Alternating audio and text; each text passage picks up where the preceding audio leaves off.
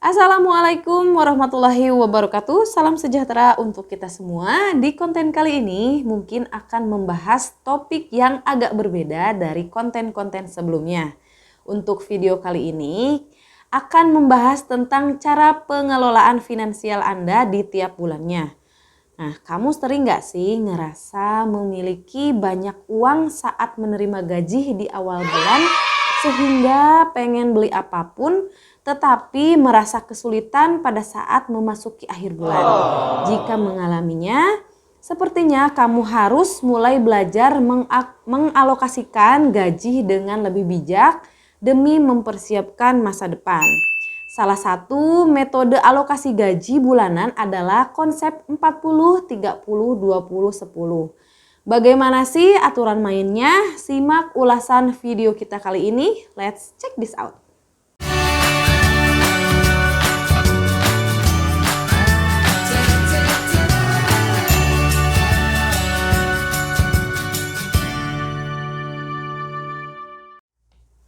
Yang pertama yaitu konsep 40%. Apa sih yang dimaksud konsep 40% itu?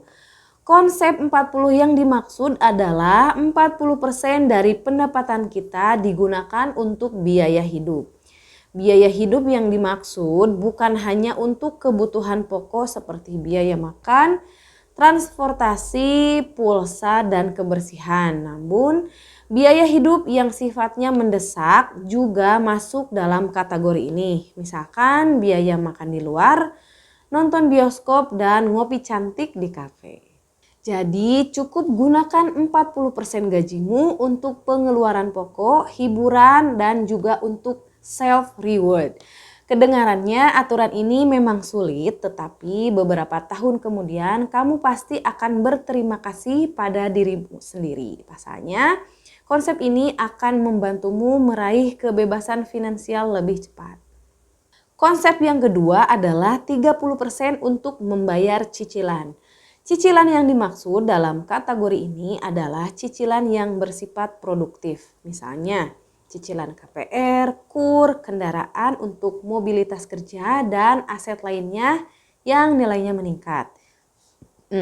Jika kamu masih menyewa tempat tinggal, uang sewa untuk masuk dalam kategori ini.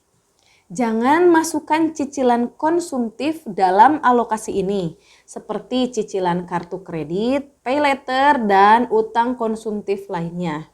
Biaya yang bersifat konsumtif sudah dimasukkan dalam kategori biaya hidup sebesar 40% gaji.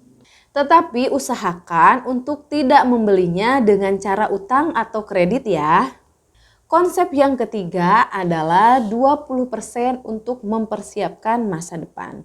Poskan 20% dari pendapatan kita digunakan untuk mempersiapkan dana di masa depan. Kamu dapat membaginya ke dalam beberapa pos pengeluaran. Contoh dari pos persiapan masa depan ini meliputi dana darurat, asuransi seperti BPJS, dan investasi dalam bentuk deposito atau reksadana yang nantinya digunakan untuk dana pensiun. Jangan sampai Anda melewatkan dana masa depan karena dana inilah yang akan menjamin masa tuamu ketika sudah tidak bisa produktif. Saat seseorang tidak bisa menjamin masa depannya sendiri, dia akan membentuk sandwich generation dan menggantungkan hidup pada anak keturunannya. Konsep yang terakhir atau konsep yang keempat adalah gunakan 10% pendapatan Anda untuk amal dan sedekah. Untuk konsep yang terakhir, jangan lupa untuk tetap berbuat baik dan memberi kebermanfaatan untuk sesama.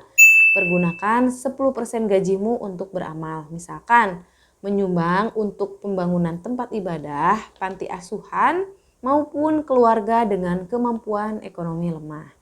Nah, jika kamu bisa menggunakannya untuk membantu orang tua jika mereka masih memiliki tanggungan. Meski tidak mampu mengcover semuanya, setidaknya kamu sudah membantu meringankan beban ekonomi keluarga. Pembahasan selanjutnya yaitu tips agar bisa disiplin dalam menerapkannya. Setelah melihat video ulasan ini, kamu hanya bisa menggunakan 40% gaji atau pendapatan yang ada untuk memenuhi gaya hidup. Sedangkan 60% sisanya untuk hal-hal di luar kebutuhan konsumtif. Untuk mensiasatinya, fokuslah untuk menyusun budgeting pada kategori 40% tersebut.